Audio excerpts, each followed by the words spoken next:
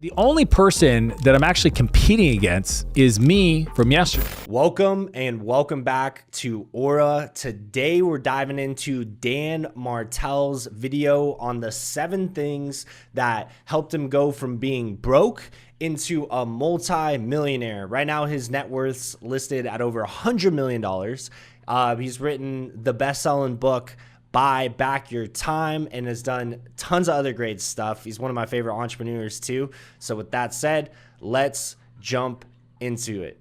Stop wasting your time. I'm going to share with you the 7 things that I quit to go from broke to multi-millionaire. When kids come up to me in my supercars, they always ask, what do you do? But I always share with them, it's not what I do, it's what I don't do. Starting with number 1. Don't spend time with people who suck your energy. I call them energy vampires. So I grew up with this friend that I've known since elementary school, and I realized that he'd only ever call me when he needed something from me. Never called me when I had something to share that was good. He never called me when he heard that I was having a hard time. He never called me for any other reason than he needed somebody to help him move something or maybe borrow some money, or he was bored. And I realized that is not the kind of friend I want in my life. So I just decided to stop responding to his calls, to create some space, to not respond so quickly. I asked myself one day, what does a great friend look like? And it occurred to me, there was no part of the characteristics of what a great friend would act like he was acting. And yet I just believe because I sat next to him in math class that I had to be friends with him for the rest of my life. That's crazy. Spend time with people who want more for you, not more from you. There's a lot of people. Boom. Right off the bat, Dan Martell is dropping bombs, and the people you surround yourself can have a tremendous impact on your success, right? If you have goals of advancing down a certain career path, but the people you're surrounded with, right, they're working 9-to-5s or whatever they're interested in is not in alignment with where you want to go, they're going to judge you. They're going to they're going to just project their fears and their doubts on you, right? And it's just going to be resistance and make it way harder than it needs to be and less fun creating that success that you're looking to create. Right? On the flip side, if people have the same interests and goals, or at least it's in alignment, right? They can open doors for you, they can support you, and they can make it 10 times easier for you. And one of the best things that I've done in my career is when I was new to sales over 6 years ago now, I was in a program, right? And I connected with the most successful people in the program that lived in Southern California, right? And I was living in Northern California at the time. And they're making multiple tens of thousands a month and said, hey, come down here. We'll put you on. We'll make sure that you succeed. And I literally stayed on their couch for a week.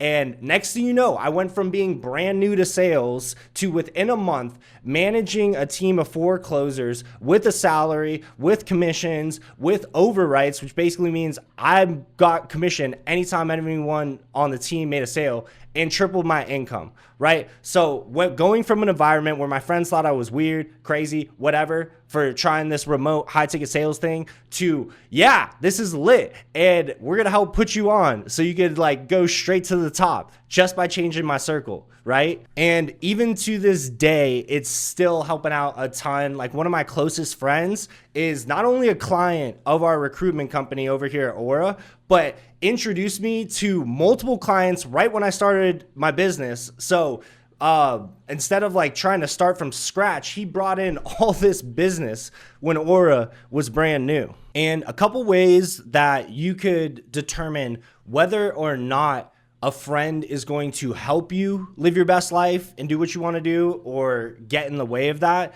is to first determine whether or not your goals, interests, and values are aligned. By the way, when your interests are aligned with someone, it is infinitely easier to be friends with them too, because you have stuff that you're mutually interested in that you can just chat about for days and enjoy together for days, right? So yeah, you want to make sure your interests and values are aligned and your goals. And there's another test that's super important because especially in sales, right, where I've been for over 6 years, there's some guys that can talk the talk, right, but don't mean what they freaking say sometimes, right? And one thing that you can determine who's bullshitting just because they want you to like them or be friends with you, right, versus who authentically wants you to win and thrive is, do they get excited, right, when you have a win or you have some success, right? Are they supportive when you're trying something new on the path to your goals, right? Or do they get concerned? Do they get skeptical? Do they get negative, right? All those things are an indication that they're actually probably going to hurt your ability to achieve your goals and create what you want to create, right? So you want someone who genuinely gets excited about your success and your effort to make that progress. And when you have friends like that, right, that you're surrounded with, and when you're surrounded by people like that, it literally feels like you're floating down a river towards your dream destination, your goals, right? Like, oh, here's like some leads. Oh, here's like how you do this X, Y, and Z to get like that goal, right? High fiving when you're like making progress and trying new things. And then on the flip side, right, if your friends are not in alignment, right, and get threatened, right? They feel insecure about your success and want you to stay at their level, right? Then it's going to be like trying to swim up a river, right? Infinitely harder. It takes longer. It's not as fun. So this is a huge cheat code and we're just getting started. So let's jump back into it. Out there, and if they're not a good friend when you're winning and an ear when you're not doing well, you don't want those people in your life. And that's why I call it a friend inventory. You want to audit the people around you and cut them out if they're not supporting your dreams. If they make it hard for you to win, why would you want those people in your life? And the cool part is if you say no to somebody, you eventually say yes to a new friend. You create the space for somebody new to come into your life that can support you and propel you forward. The way I think about it is today's energy shapes tomorrow's reality. So I have to protect my energy. If you want your life to get better, you have to change your energy. You have to show up with more positivity and opportunity and positive expectation. That's how you change your life. And the truth is your environment is everything. Think about it. You could have the most positive attitude and wish that everything is hot. But if I put you in a commercial freezer, you're going to freeze to death. Your environment sets your internal thermostat, not your positive attitude. So make sure that you really audit the people around you. If you want to stop wasting your life, the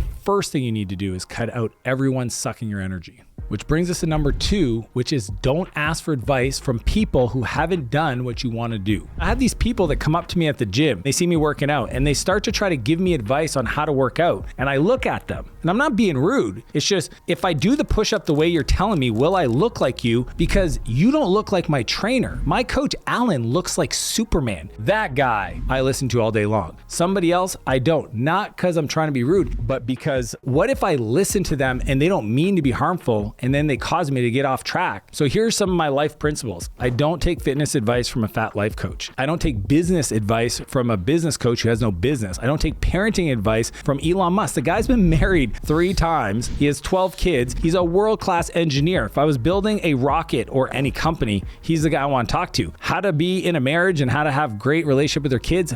No. You got to Yeah, so this one is super important. And I especially, like, I've coached over 200 people looking to get into remote sales, right? And I could tell, like, especially with young people, like, especially like teenagers, early 20s, a lot of them weigh their parents' opinions so much on their decisions, right? And this is super important, right? Because basically, I love my parents, right? They're not perfect, but I do feel blessed, right? But they don't have the fitness goals and the business goals that I'm looking to create in my own life. So I don't take advice in those areas from them, right? And when I get advice from someone about someone for fitness, usually I want to make sure, in fact, always, that they kind of have attributes about their physique that I want to have myself. Right? And same thing with business, right? And in business, Sometimes I'll listen to a guy specifically on marketing, right? If they're a great marketer, or sales, if they're great at sales. But if they're great at sales, but they're not as good at delivery, right? Getting their clients results, I'm not going to take advice or even pay attention to their advice on how to get clients results, right? So basically, super important to make sure whoever you're taking advice from is getting the results you're looking for in that area. And in this day and age, it's easier than ever to access the most brilliant minds in the freaking world, because we have the power of the internet. We got YouTube and social media and all of these platforms. And I've invested over $100,000 in online courses, and almost all of them, you can get the same stuff for free on YouTube, right? The nice thing about a course is it makes it super organized and saves a bunch of time and helps you stay super focused, right? And then a mentorship can hold you accountable. But all the same information from the same people is almost all available on YouTube for free and many other websites anyways. So if you're looking to improve in any area of your life, most likely there's someone that's already crushing it in that area that can multiply your likelihood of success, multiply your speed of success, and it's probably available for free on YouTube with a little bit of digging.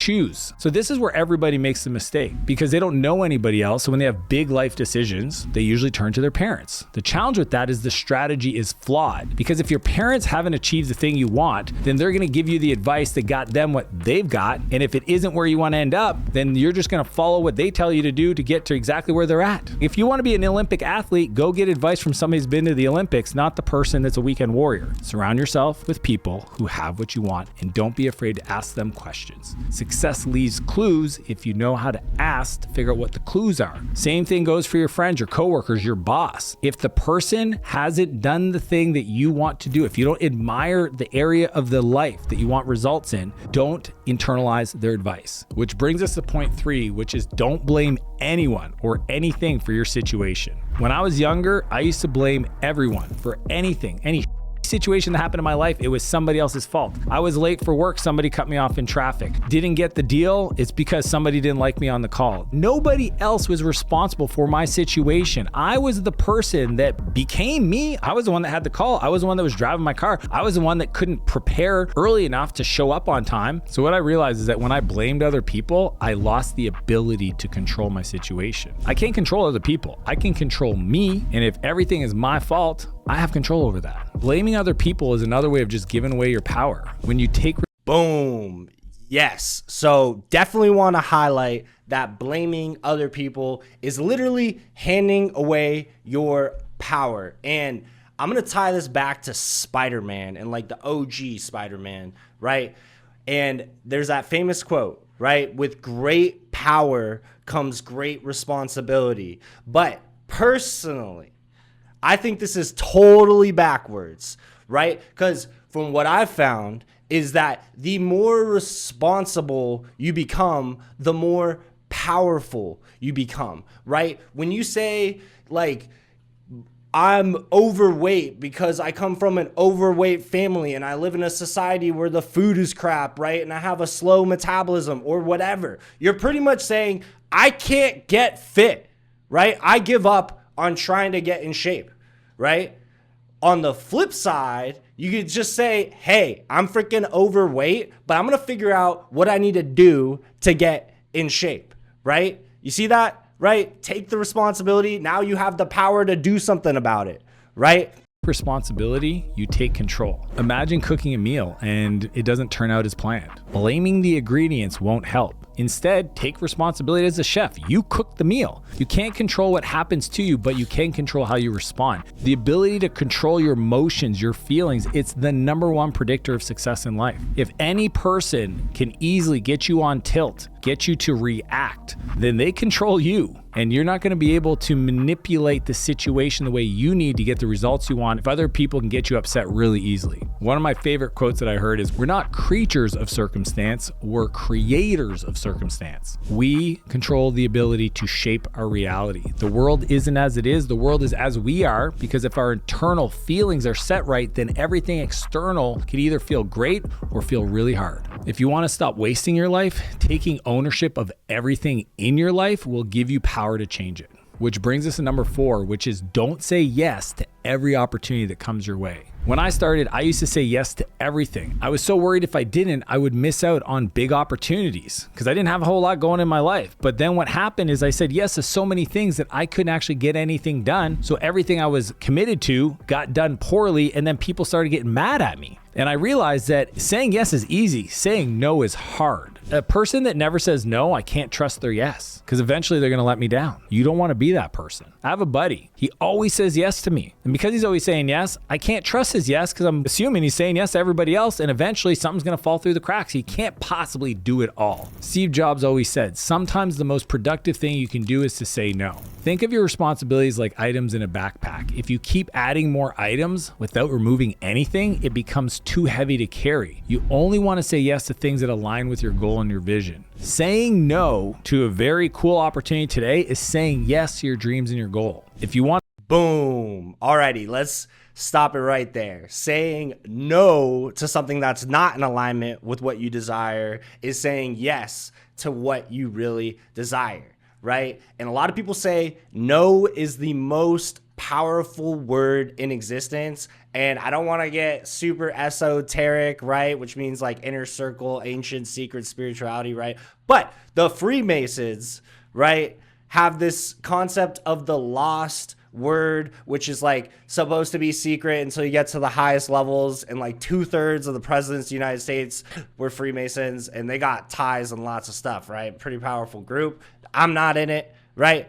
But the lost word, right, is supposed to be secret till you get to the top. But the lost word is no. And the reason why it's called the lost word is because if you don't know how to say no, they guarantee that you will be lost in life. And that's because if you can't say no, then you don't have boundaries and you don't have choice, and you're just kind of letting whatever happen to you, right? And when you just let all this in, you don't have the space to let in what you care about most, right? So how do we say no, like with the full power and ability to create the space to create the things that we really want to create, right? And the key to saying no is to know, K-N-O-W, what you're saying yes to, right? And I think it's absolutely no coincidence, and one of the most brilliant things about the English language, that N-O is the middle of the word K-N-O-W. So no is the middle of the word no, right? And I don't think that's an accident whatsoever, because in order to say no, the N-O version, to anything that's not in alignment, you need to know what you really care about and be clear on your vision, your goals, what you value most. And if anything gets in the way of what you value most, then just say no, right?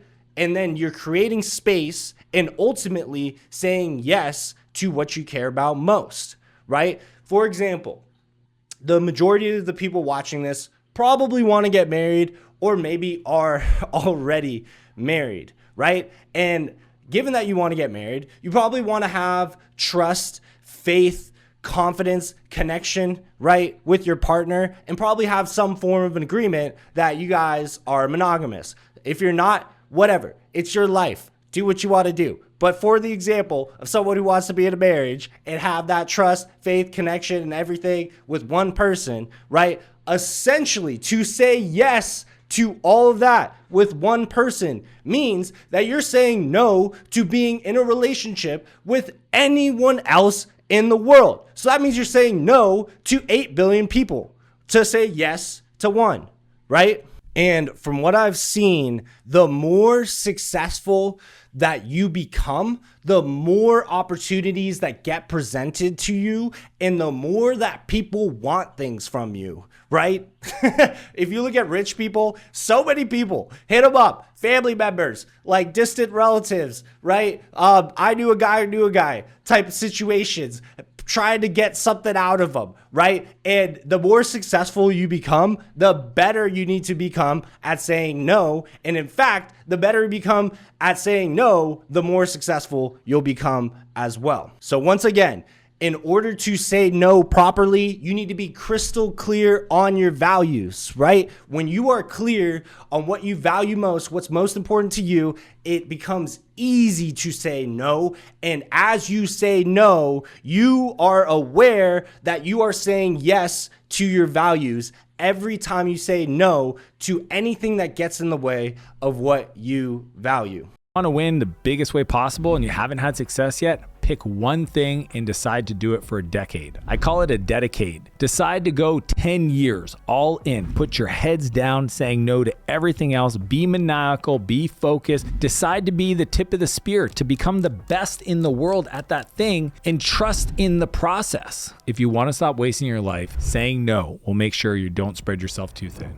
Which brings us to number 5, which is don't be a prisoner to your device. I do a youth program called King's Club, and I'm always talking to young men. And recently I was talking to one of them about their number one vice. I was like, what's your thing? What's stopping you? What's making life hard? And he looks at me, holds out his phone, he shakes it. He said, my phone. Every time I know I got to get something done, I go on my phone and I start scrolling. 2, 3, 4 hours later, I put off all the stuff I know I need to do and I don't get it done. And it occurred to me the reason why is because he doesn't have a plan for his life. He doesn't know what the scrolling is robbing from him because he hasn't built a real plan for a vision for his life. Think of your attention, your focus like a car on the road. If you get stuck in traffic of notifications and apps and doom scrolling on social media, you'll find yourself going nowhere instead of cruising towards your goals. Go turn off all your notifications like right now. Your attention is way too valuable. Think about it. Your focus, your energy, your productivity is worth way more than a red jewel notification some person Snapchat to you.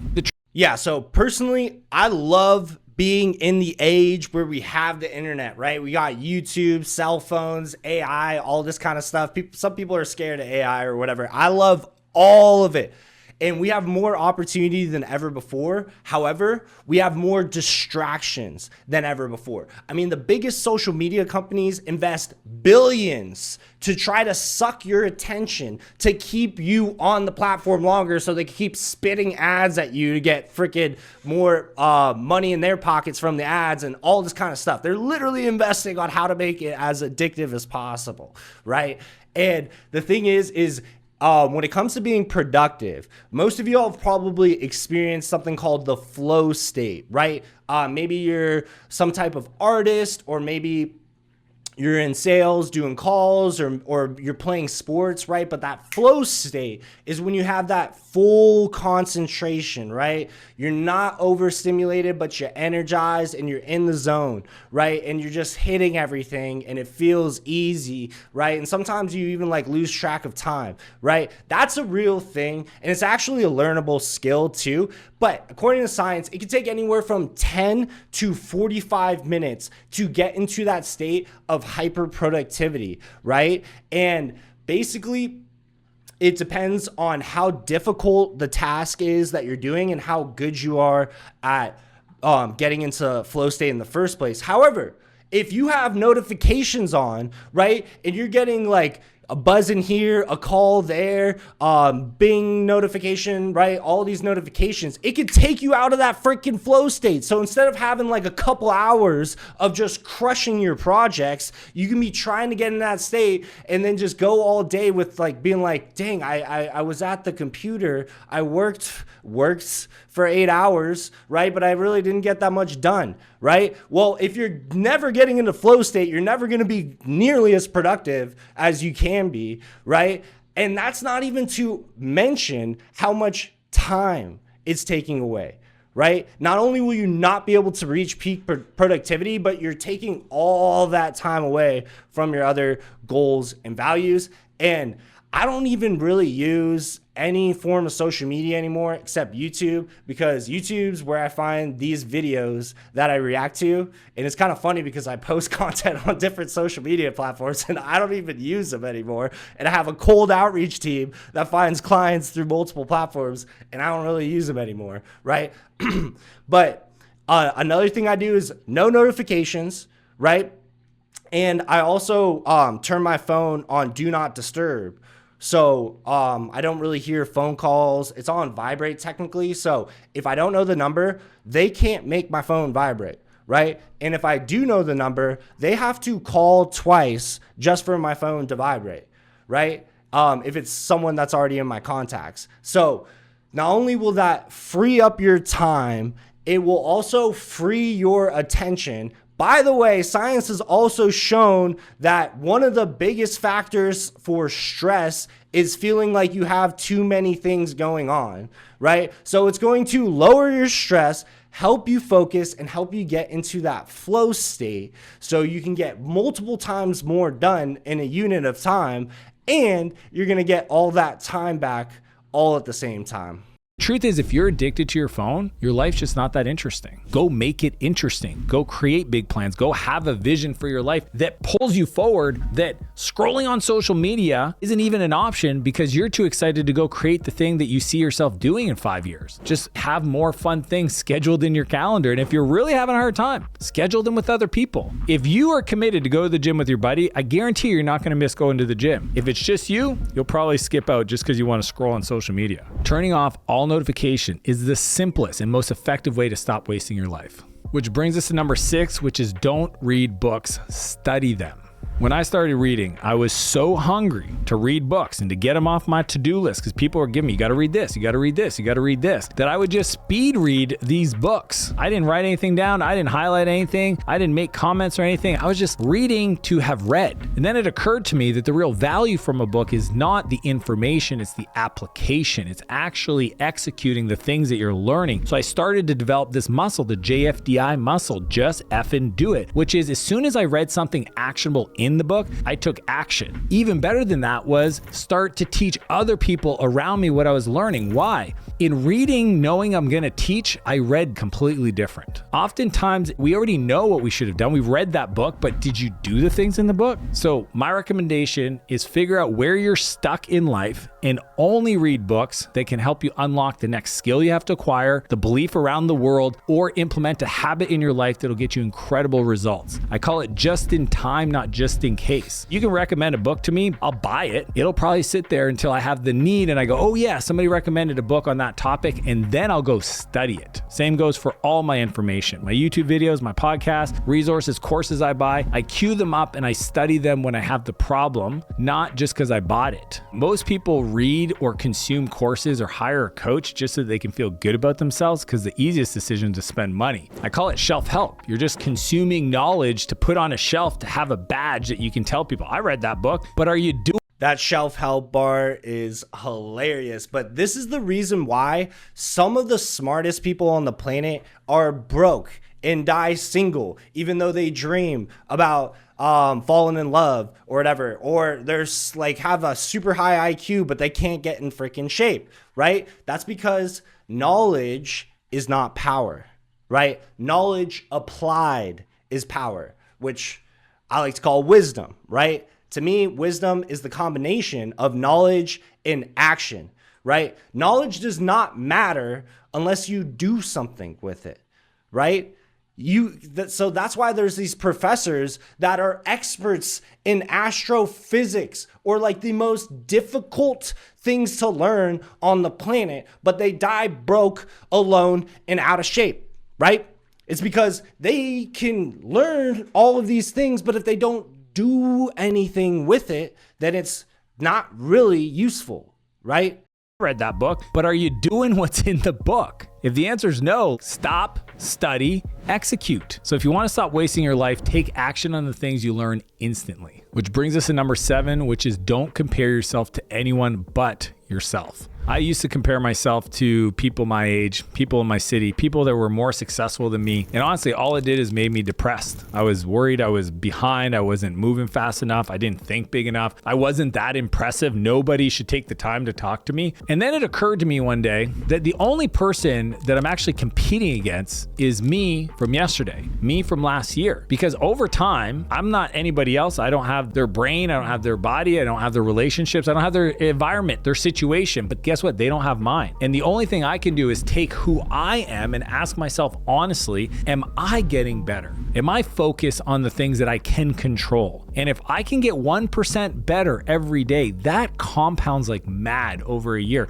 over a decade. Change your life and compare. Super quick, 1% better a day for an entire year is 37 times better in the course of a year. So literally, if you could just consistently make progress every day, it stacks up huge over time. So had to nerd out on that. Comparing yourself to somebody else will just steal your confidence. Think of your experience as a Spotify playlist. Comparing to someone else ignores the value of your own unique taste, who you are, what you love. Focus on curating your own playlist that resonates with you. I always say to people, why would you compare your chapter 3 to somebody else's chapter 27? I've been in business for 27 years. If you're just starting off 6 months, a year, 3 years in, why would you compare yourself to me? If anything, know that I've been doing this for 27 years. And when you're at 27 years, because you're watching this or you're listening to this, I expect you to be way further along because you have access to people that I didn't have access to. And the biggest thing you can do is just be yourself. It's the most unique thing that you have. Everything that you're insecure about is what makes you